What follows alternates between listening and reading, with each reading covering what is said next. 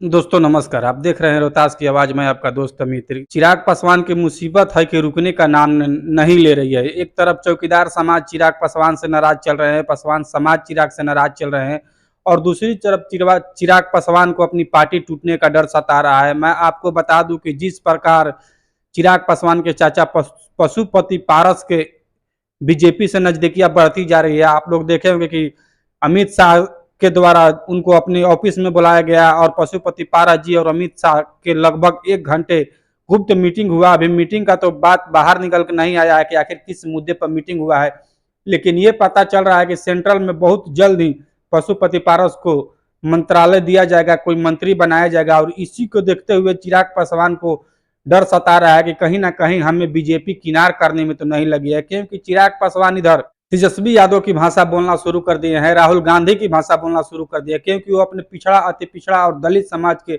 साथ खड़ा हो चुके हैं। इसी को देखते हुए बीजेपी पार्टी चिराग पासवान का ऑप्शन ढूंढ रही है, और चिराग पासवान का ऑप्शन का मतलब कि उनके भाई प्रिंस और उनके चाचा पशुपति पारस उनको मिले हैं। आपको देखने को मिला होगा कि प्रिंस के साथ भी अमित शाह का फोटो वायरल हो रहा है और पशुपति पारस के साथ तो हो ही रहा है।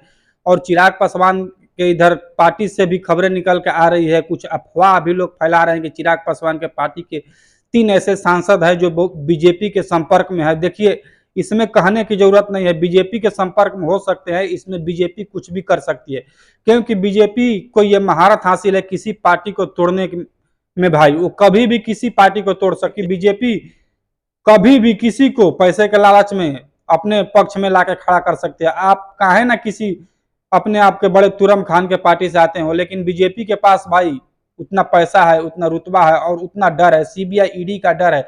अगर वो चाहे ना तो चिराग पासवान के पांचों के पांचों सांसद तोड़ लेगी। लेकिन अभी खबरें फैल रही है कि बीजेपी के संपर्क में चिराग पासवान के 3 सांसद हैं, और शायद आने वाले समय में वो चिराग पासवान के पार्टी से इस्तीफा देकर बीजेपी ज्वाइन कर सकते हैं। इसी को लेकर चिराग पासवान एकदम असमंजस में पड़े हैं कि आखिर हम जाएं तो कहां जाएं। दलित समाज के साथ खड़ा रहे हैं, जो जातीय वर्गीकरण की बात चल रही है, जो अति पिछड़ा और पिछड़ा समाज का हक मारा जा रहा है, उसके साथ खड़ा रहे या बीजेपी के साथ खड़ा रहे। उनका राजनीतिक करियर इस मोड़ पे आके खड़ा हो चुका है कि अगर उधर जाए तो खाई, इधर आए तो खाई, आखिर वो करे तो क्या करे। बहुत बड़ी असमंजस की स्थिति बन गई है चिराग पासवान के लिए। ऐसे भी चिराग पासवान मोदी के हनुमान, लोग कहते हैं कि चिराग पासवान मोदी जी के हनुमान है, कुछ भी कर लेंगे। आखिर अब देखिए, मोदी जी के इतने चहेते चिराग पासवान है, मोदी जी भी चिराग को बहुत मानते हैं और चिराग पासवान उनके अपने पिता की दर्जा देते हैं। तो अब देखिए आने वाले समय में क्या होता है। क्या चिराग पासवान फिर से एनडीए गठबंधन में रहते हैं, या चिराग पासवान अपना अलग पार्टी को लेकर चुनाव लड़ेंगे, या 2025 विधानसभा चुनाव में आप लोग को पता चल जाएगा। और बहुत जल्द ही इसका ऐलान भी होने वाला है कि आखिर सभी पार्टियां एकजुट हो रही है, जिसको जिसको गठबंधन, जो पार्टी की जिससे गठबंधन है वो पार्टी इकट्ठा हो रही है।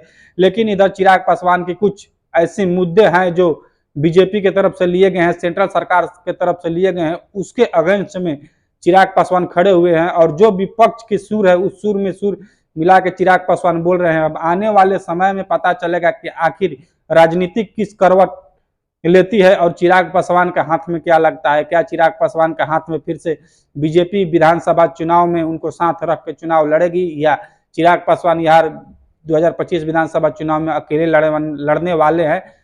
आप लोग मेरे कमेंट में कमेंट करके बताएं। बाकी आप लोग देख रहे थे रोहतास की आवाज। मैं आपका दोस्त अमित, आप लोग से मिलता हूं एक और नए वीडियो में। तब तक दीजिए इजाजत।